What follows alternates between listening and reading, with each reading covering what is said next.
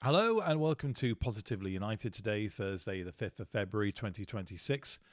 Today, I want to touch upon the fact that we still seem to have swarming around the club a bunch of Amorim fans who seem to want to take all the credit for what Michael Carrick is currently doing. There seems to be a bizarre idea that Michael Carrick is only doing well because of the legacy given to him by Ruben Amorim. Well, what I'm going to do is to try and dismantle that idea because it is palpable nonsense. But let's see what it's based on. So the idea seems to be that if you look at the players who've made huge contributions to United's recent victories against Manchester City, against Arsenal and against Fulham, you're looking at players like Mbeumo, Cunha, Lammens in goal. And I'd agree, those players have contributed enormously to the victories that we've had. But are we meant to be grateful to Ruben Amorim for those players? No. Those players were bought by a system. I keep saying this. We've got the system now that many fans were crying out for under the Mourinho years, under the Solskjaer years, and running into the Ten Hag years. Constantly the criticism of Manchester United that it was old-fashioned, that you had an all-powerful manager who was able to buy players at a whim and lump the club with useless talent that it could then hardly get rid of and was hugely expensive on the books. So examples from the Ten Hag era, of course, notable ones are Onana in goal and Antony up front. Antony costing more than if only £80 million, and turned out to be, useless is too strong a word, but nowhere near the level required from a Manchester United forward. And Onana was a genuinely atrocious purchase by Manchester United, but pushed through by Ten Hag.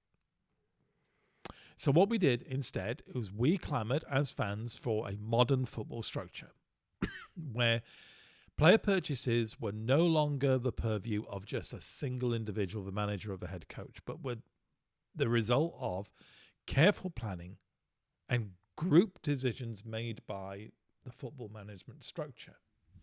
So now we've got Jason Wilcox as director of football. We've got Vivell as director of recruitment. We've got a chief executive, and we've got the head coach or manager slotting into that system as well. And it's that system that bought the players in the summer. How do we know that? Well, because we have very, very credible reports that Amorim would have wished for other players to have been purchased. Now, there's no sign whatsoever that he disagreed with the purchase of Cunha or the purchase of Mbeumo. But there's absolutely definite evidence to suggest that he didn't want Lammens in goal. He wanted Martinez from Aston Villa, a goalkeeper that had managed to get himself sent off in ludicrous circumstances in Aston Villa's last game of the season at Old Trafford against Manchester United. We all saw it. Did he really want Shesko? Or did he want Ollie Watkins? Or did he want Gyökeres, who's stinking the place out at Arsenal at the moment? There's definite evidence that Amorim either didn't want players that were bought in the summer or had next to no influence on whether those players were purchased. Shesko, everything we know about Mbeumo and Cunha tells us that he was a long-term Manchester United target at a strategic level, not necessarily at the management or head coach level. So the idea that Amorim is in some way responsible for what Michael Carrick is now doing with the squad because it's really Amorim's squad is ludicrous. It's not Amorim's squad, it's Manchester United's squad.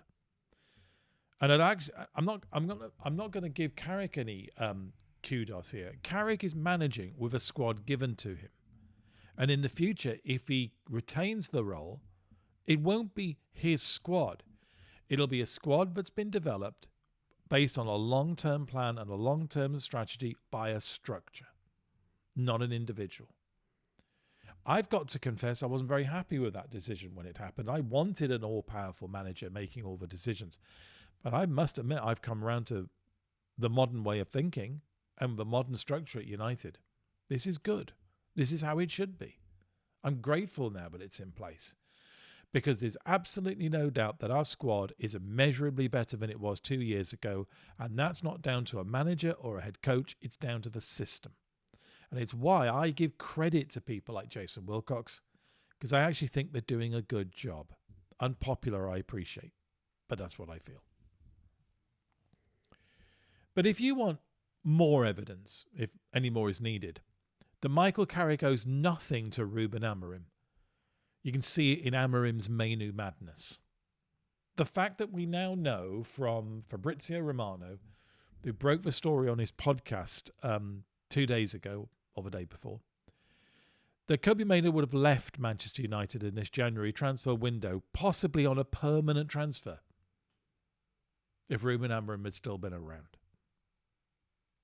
Now, I know that it's fashionable now to pretend that we'd all fallen out of love with Kobbie Mainoo, that the player that we lauded in the season where he ended up playing for England in the Euro finals and winning an FA Cup with Manchester United, is that apparently we fell out of love with Kobbie Mainoo because he had a bad season that got worse under Amorim, and then Amorim completely dropped him. Well, that might be the case for some, but I think for most of us, we looked at Mainoo and we couldn't believe that he was being left out all the time. It appeared to have no sense whatsoever. And since Carrick has been manager or head coach, look at Mainoo's stats. In the game against Man City, played, of course, he's played the full 90 minutes or 102 minutes in all the games so far that Carrick has managed. The average rating for the game against City was a 7.2 out of 10, a 6.9 against Arsenal, a 7.7 against Fulham. In those 3 games, in my own player ratings, I've never made him man of a match, but I've consistently given him 7s and 7.5s, and I think I gave him an 8 in one of them. Why? Because he's been quietly but devastatingly efficient in all 3 games. He's the glue that binds that midfield together. Casemiro playing in the defensive midfield role. Bruno playing in the advanced midfield role in front of them.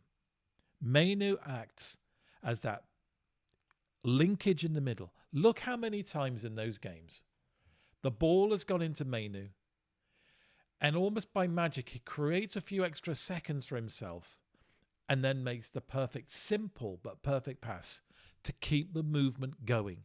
He is brilliant at maintaining momentum and doing it in a way that calms the side down. The stuff he does is so simple, it gets overlooked. That's his problem, I think, in many ways. He's silently effective. He isn't a player like Michael Carrick, but in many ways he actually reminds me of Carrick because Carrick suffered from the same problem. In most games, Carrick was anything but showy, but my God, was he efficient. He was effective, and that's exactly what Mainoo is. And some of the stats do bear this out. Against City, he completed 32 out of 35 attempted passes. In the game against Arsenal, 38 completed out of 44. Against Fulham, 42 out of 49. So pass completion figures of 91% against City, 85 against Arsenal, and 85 against Fulham. Now, a lot of people might be saying, oh, we want pass completion above 90. You're not going to get it from the position that Mainoo plays, because the position where Mainoo plays, he is going to have to try occasionally risky passes to make something happen. That's what Fernandes does. It's what, if you remember, Paul Scholes often did. Paul Scholes gave the ball away in every game. Go back and watch one. He'll give the ball away quite a few times in the game. But we forget about the times he gave the ball away, because what we remember is the 65-yard cross-field switch pass that eventually creates a goal. The beautifully between-the-lines pass he'd play to a centre-forward. That's what we remember. But we forget the times he took a risk and took a chance to make something happen, and it didn't come off. It's exactly what Mainoo does. Duels, though. Think about this. How many duels did Paul Scholes win? Well, against City, Mainoo won 6 out of the 12 duels he went into. Against Arsenal, 2 out of 9. Against Fulham, 6 out of 8. Interceptions, 2 against City, 5 against Fulham. The stats are the stats of a really involved, hard-working, efficient midfielder. But I don't think we tell the full story. You've got to watch the game to see what Mainoo does. And what Mainoo does is absolutely invaluable. And we now know from Fabrizio Romano that if Amorim had still been around, Kobbie Mainoo would have been walking away. Perhaps for good. I'm sorry, if you think that Amorim is responsible for the quality of this squad, I just think you're insane. This is a good quality squad. It is a good quality squad. And it's now meeting that potential because the shackles have been removed. Fernandes is no longer playing in a false withdrawn midfield role. He's playing where he produces his best as a number 10. We've got Dorgu being used, sadly before his injury, but we had Dorgu being used in a position that he clearly absolutely excels in. We've got a regular, settled first 11, which I think makes a big difference. Might not be the one we expected, with Mbeumo playing as the most advanced forward rather than Shesko, but it's working. It's working really well. Now, this is a good squad, but been picked by a system, by a group, by a plan, by a strategy, not an individual, but that an individual is now getting the best out of. So why don't you do us all a favour, Amorimsexuals, and just pipe down? Your man's gone. He's nowhere around anymore. He's going to be silent until the end of the season. Wait until he says what he's going to say. And in the meantime, just let us get on with supporting our club. Remember that old phrase, player FC, which would describe fans who seem to have more affinity with an individual player than the club that they play for. Paul Pogba had them. Marcus Rashford has them. You know what I mean. And it seems to be the case, bizarrely, with Ruben Amorim. I've never known it for a manager necessarily before. Some people could argue perhaps that